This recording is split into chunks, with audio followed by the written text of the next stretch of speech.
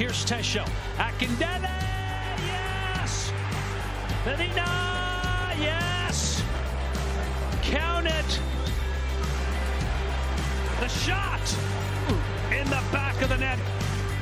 Saved by Gales, and this one's over. This is unbelievable. I'm speechless. What is going on? Schlegel to be a hero here if he saves this. Here's a shot, and it's in the back of the net. Nade, saved by Sean Johnson. There's a shot. It's in the back of the net. The shot, Schlegel saves it. Can you believe that? Here's the strike. And now it's official. Oh my goodness. We always say that the MLS Cup playoffs bring the crazy, but 2020, you are outdoing yourself. My goodness, some absolutely wild matches so far in the Audi 2020 MLS Cup playoffs, including that crazy one yesterday between Orlando and NYCFC. We'll get to that in just a minute. But today, our second day of round one matches, a triple header for you guys. And we start things off with Sporting Kansas City, the top seed in the West. They are taking on the San Jose Earthquakes at 4 p.m. Eastern on FS1. Next up, we've got Minnesota United against the Colorado Rapids, 7:30 p.m. Eastern on ESPN. And then our nightcap, the Portland Timbers hosting FC Dallas, 10 p.m. Eastern on ESPN. What is up, everybody? Welcome to the Audi 2020 MLS Cup Playoff pregame show. I'm Susannah Collins alongside Charlie Davies and Calen Carr. Guys, I'm still wrapping my head around what we saw yesterday. I cannot believe it. It was one of the most insane matches and insane PK shootouts I have ever witnessed with my own eyes in my life. Charlie Davies, do you agree? Yes. What are your thoughts? Yes. I initially thought New York City FC were going to do it, especially when Orlando took the red card. But they didn't get aggressive. They didn't attack. And then the penalty shootout, Alan Chapman, the referee, didn't really know the rules. It took 25 minutes. Once Galacy came off the line, he was awarded a yellow card. He already had a yellow card, so he gets the red card. They can't make a substitution in the penalty kick, so a player who was on the field has to come in as a keeper, which was Schlegel, and he was the star. I mean, they're already selling Schlegel goalkeeper jerseys in Orlando, which, by the way, an absolutely brilliant marketing ploy by the Orlando City SC folks. Calen, what did you make of this yesterday? Now that you've had kind of a day to think about it.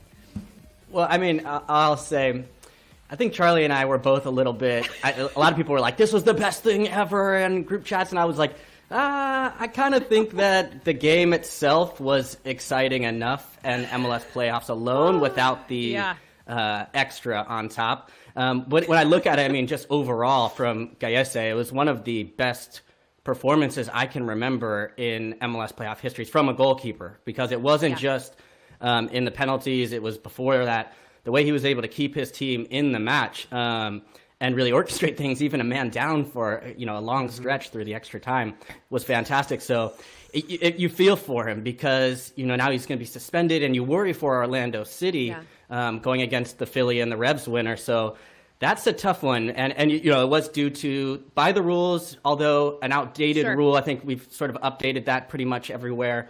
Collectively, to say that this isn't necessarily the best rule because of issues like this. So you feel for Gallese, you worry a little bit for Orlando City, but man, from yesterday, Gallese, what an performance. Unbelievable. Also, I want to give some love to Brian Rowe, who is not exactly a schlub backup keeper. I think there are worse situations to be in. It is so unfortunate that Gallese will likely miss this next game, but let's give Brian Rowe some love, who have stepped up this year. Yeah, he's a great person. That's for sure. Also, I just want to raise your hand if your bracket is still perfect. I still got it. It was close. There were some close calls, and we'll have to see what happens today. Oh, my champions are still in it. That's all. Today is when it all goes. We forgive you, Charlie. Kind of lost in the shuffle yesterday was Columbus taking care of business against the New York Red Bulls in a game that the final scoreline was a little bit closer than I think was indicative of Columbus's play in this one. Charlie, what did you make of this 3-2 win for them? It's not even the scoreline; it's the actual game. It was much closer. Red Bulls dominated possession at times, and you thought this shouldn't be happening. This should not be happening at home for the Columbus Crew, where you have Lucas Zellerand, where you have Darlington Nagbe, where you have Artur, a strong midfielder who can win the ball and keep possession and keep teams on their heels. So for me, the concern was the defending from the Columbus Crew. They dropped back. They allowed Caden Clark, who was unmarked, to score the opening goal of the match. But then in the 90th minute, Brian White is able to run into the box unimpeded and make it 3-2. So for me, it's the next round. If you're talking about TFC, you drop off for Pozuelo, you're gonna get punished. You drop off against Nashville, a team that has Leal who can strike from long distance, you're gonna get punished. So the defending needs to get better if the Crew are to advance. All right. Well, guys, join the Extra Time fellas after the matches tonight. Extra Time driven by Continental Live post-game show. Andrew Wiebe, David Goss, Charlie Davies, Matt Doyle, all of them are going to be there. I'm sure the brown liquor will be flowing once again because this is a late one. Charlie might have wine, though, tonight because he's got the turtleneck on. Yep. He's very, very classy right now. But this, you guys, if you've been missing these post-game shows, please don't, because they are getting some incredible interviews after the matches. I mean, like, Calen, what have you enjoyed about these post-game shows? Yeah, well, I mean, yesterday you just turned it on, and I think Jossie was still on the pitch. And we had Dax on the one that I was on, and could hear him compare himself to Alphonso Davies in his speed. So I just think, we're used to maybe having people on the sideline with a microphone during the socially distanced era. We got to be adjust and react. But I think it's been a really cool thing to get access to these players right away. And then, of course, the Extra Time guys. It's always a blast. No, you guys are the best. It's great. You see the guys in the locker room, and you're just trying to figure out what just happened. I mean, having some of these players just talk about the games, it is awesome. You don't want to miss these extra times. We're all in the same boat, let's be honest, after those matches. All right, let's get to the games today, because first on tap, we've got Sporting Kansas City taking on San Jose. Sporting Kansas City, fellas, they finish as the top seed in the West, but for some reason, this feels like a team that perhaps we don't give enough respect to. We don't speak about them the same way we talk about the Seattle Sounders or even LAFC. They were snubbed for all the postseason MLS awards. Why I don't think they were snubbed. Why are we not really? Why don't we talk about them the same way that we talk about a Seattle or an LAFC? Calen, what do you think? Well, I think part of it is because they haven't played them. They haven't played. If you look at their season, and based on the uniqueness of 2020, they haven't played against Seattle, haven't played against LAFC, they haven't played against Portland. We just haven't seen them against the best in the West. They've had to go through more regional travel, quicker travel, playing against, dare I say it, my Dynamo, which hurts right now. And we haven't seen them be able to test themselves. And then on top of that, I think, while they have star power, they've had some injuries. Susie's is out for the season. They've been hit, and Polito is I think still out of the lineup today. There's big questions of whether he was going to be back. He's been their big money off-season signing. Such incredible talent, as we saw in spurts, but just haven't been able to get him to full health yet. So I don't think that they've been necessarily underrated. I think they're respected. I'm not sure they're feared, and I'm not sure their place as the number one seed is reflective of being really in the top. I wouldn't place them even in the top 3 in the West right now. All right, Charlie, I'm going to get your take, but first let's look at the lineup here for Sporting Kansas City. They just released this on Twitter, and as Calen pointed out, no Alan Polito. Charlie, give us some thoughts here. Well, they've put out the best possible lineup they can, and I've never been worried about their attack, especially with Alan Polito in the lineup, because of what he is so good at, pulling into spaces, creating space for others in behind. But he's a goal scorer, and he's one of those players who can facilitate. So you take him off the pitch, what do you have left? Well, you still have Kyrie Shelton, who's also developed into a player who can make an impact from his time in Germany. I think he's come back, good on the ball. Johnny Russell, when he's on, a phenomenal talent. And then Gerso, he's hot and cold, but when he isn't in form, a tough player to deal with. And then Espinoza and Busio, they set the tone in the midfield. They win the ball. They can spray the ball around. I think this team has a lot going forward. It's just the back line. But with Winston Reed in the lineup, they are unbeaten in the last 5 with 4 wins. So that could be a huge improvement for Sporting Kansas City if Winston Reed can stay healthy. Look at you dropping stats, Charlie Davies. It's like you prepared for this show or something. I love it. All right, let's take a look at how San Jose is lining up for this one. Here's a look at their starting 11. Calen, Carr, what do you make of it? Well, I wish they would have organized it into a little clearer look for me, but I'll do the work right here. It's the first time seeing it.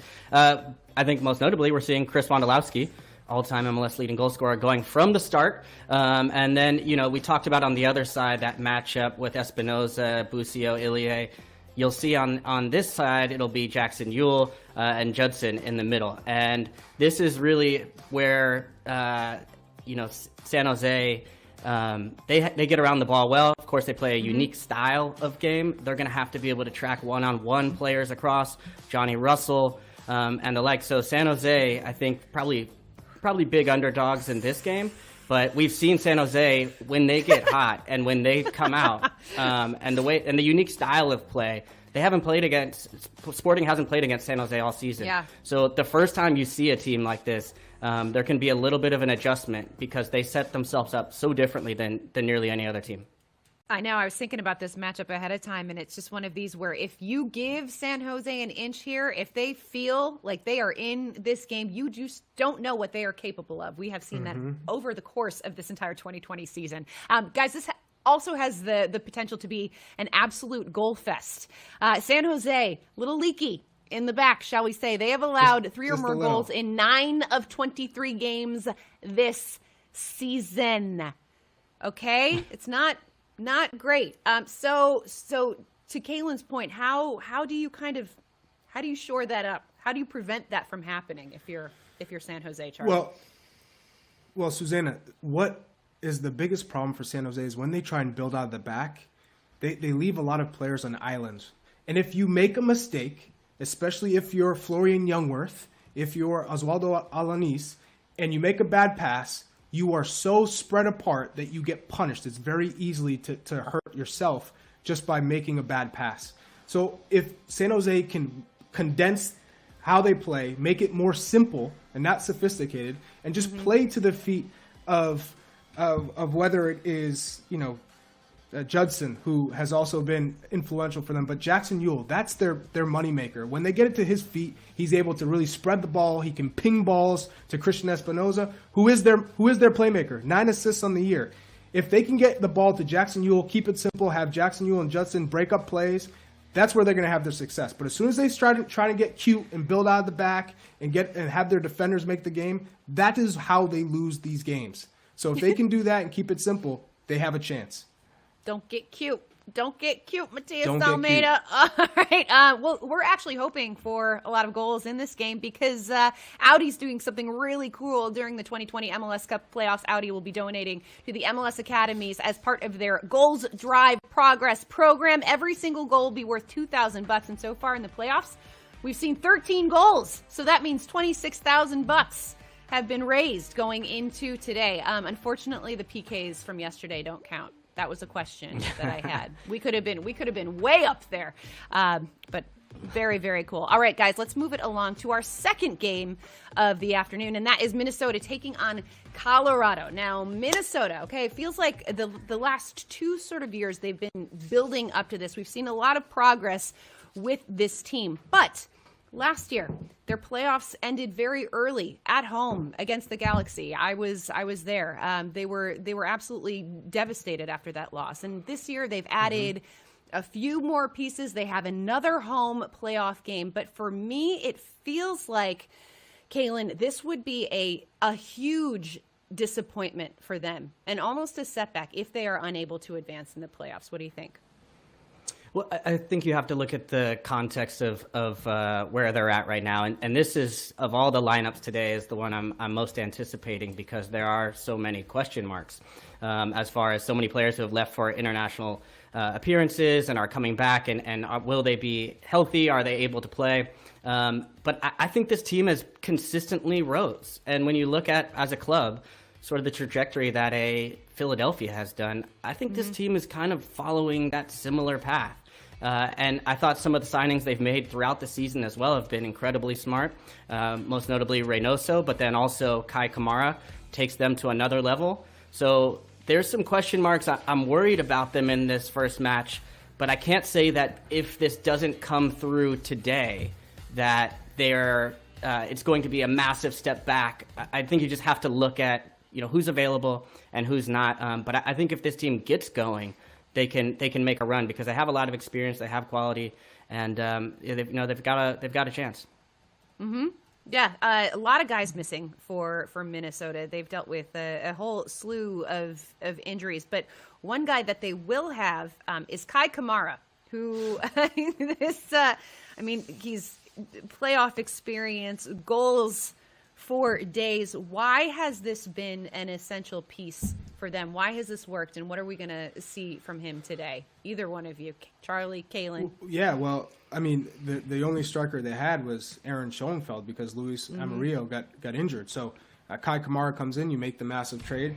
He's played in 7 matches, started 6, but only a goal and an assist. He hasn't really settled in yet. He hasn't adjusted to the way Minnesota play. And Minnesota are effective on set pieces, restarts, counters. And Kai Kamara, when you talk about set pieces and restarts, he's a target. Yet he hasn't been found yet. He hasn't really been utilized with this Minnesota team. Too much of a short, I think, time to really adjust to the team. Jan Gregush is the player for Minnesota. He is the one who sets the tone. He wins all the balls in the midfield, and he's a great player when it comes to getting on the ball and kind of setting the tone. You stop Jan Gregush from passing and breaking up the plays for Minnesota, you stop Minnesota United. So Colorado are just going to jam the midfield, not allow Gregush or Reynoso to build the game and force the defenders to make the game. All right, let's talk a little bit more about this Colorado team because it has been a roller coaster of a season for the Rapids. When we look at what 2020 has dealt them, they started off pretty well, 2-0-0 before the season was postponed due to COVID, and then the MLS's back tournament, winless, eliminated in the group stage there. 5 games for them were canceled between October 7th and October 21st, and then they closed the season on a 3-game win streak to make the 2020 Audi MLS Cup playoffs because they switched it up to make it points per game. So even though they hadn't played all those games, this is a Colorado Rapids team who are now in the playoffs. And in my estimation, based on what we have seen from them, especially at the end of the season's final 3 games, I believe that this is a dark horse team. And I also think that the fact that we saw how much it meant to them to actually get in the playoffs. I know some people were probably rolling their eyes at the rule change and why are Colorado in, but you could tell they were fired up. They want this. They are amped up for this postseason appearance. Calen, what do you think? Can Colorado be dangerous in the playoffs? Absolutely. I agree with you. And if you look at the end of last season, even Ferreira, when he came in, I mean, they were on one of the best tears in MLS, just had put themselves in too deep a hole to get into the playoffs, but then started the year well. The MLS's back tournament, people had picked them as sort of the dark horse favorite for that tournament, and that didn't materialize. And then, of course, you have all the challenges with 2020 and matches being canceled and all that. But now they've largely found their footing, and they've gotten back on track. And they've actually gotten younger in the process. They've moved on from some of the veteran players that they had to begin the year, or even last year. You look at the past with Benny Feilhaber and Kai Kamara and other players, and have really sort of let the young kids go. They really let them play. And probably most notably is Cole Bassett, who, Charlie, I know you really like. Yeah, I mean, he's 19 years old. And he has the confidence. He wants the ball. He wants to build out of the back. And what Colorado love about him is his press. He has this engine. He covers a lot of ground. And so when you have that youthful energy and someone who's obviously gifted technically, that's going to allow Colorado to play out of trouble and to get into the attacking half. And he also runs into the box. He makes good runs into off of set pieces. We've seen him score some goals. The one against LA Galaxy comes to mind. But this is a player who has a lot of promise, and they're going to rely on him heavily for this postseason. All right, let's move it along to our third and final matchup of the day, and that is the Portland Timbers taking on the number 6 seed FC Dallas. Now, the Portland Timbers, they're already the winners of some hardware this year. They are the winners of the MLS is back tournament, but they're without Sebastian Blanco. They've been without him since September when he went down with the ACL tear. They've been hit hard by injuries as well. But some of the guys that have stepped up, obviously we can talk about Diego Valeri here. 4 goals, 5 assists in the 14 games since Blanco went down. But who are some of the other players on this Portland team that have stepped up in the absence of guys like Blanco and Nishgoda and Jeremy Abobasi, Calen? I mean, it's pretty much been everybody to a man in different spurts, and they've continued to suffer because Nishgoda then goes down with the ACL tear as well, and then Ibobasi dealt with a concussion. There's question marks of what's his status, will he be back? Diego Chara was suspended in the last game of the season. But each time they found different people that can help. Yimi Chara, I think, has been really, at first, didn't come in and wasn't finding success. Now has gone on to really do well. Diego Valeri, always a constant. And then Mora's been able to chip in with goals, and Andy Polo, a couple bangers. I mean, it's really been kind of a next man up type mentality with this team. And I think part of the reason they're still able to find success is they're still solid in the back. And they still have that front two sitting right in front of them with Diego Chara, best 11, one of the best to ever do it. And then I know Charlie, your boy Williamson as well, who's been a revelation this year. Yeah, it's the two of them. I mean, Diego Chara he surprises me, even though he shouldn't, because of how good he is. One, just covering the ground and breaking up plays. He's so strong.